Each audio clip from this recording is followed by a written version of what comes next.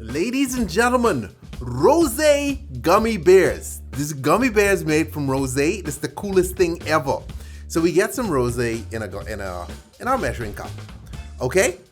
Now you're gonna have to heat this up because we need to melt gelatin into this. So you heat it up. All the alcohol is not gonna disappear. You can still have some alcohol in it. So we mix in our gelatin, right? Add in some sugar, sweeten a little bit. Okay, stir.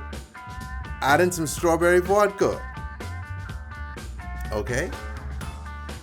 Beautiful. Now come behind it with a little bit of red food coloring because you want to get the pink back. All right, now notice the pink color returns. And then we get a gummy mold. That's right. And we squirt a little bit in each one.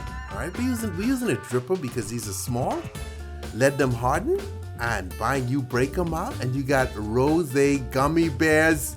Tipsy bartender. Look, and they marching in. We ready for war. Feel like the Battle of Winterfell. Hey, stay tipsy. Stay tipsy.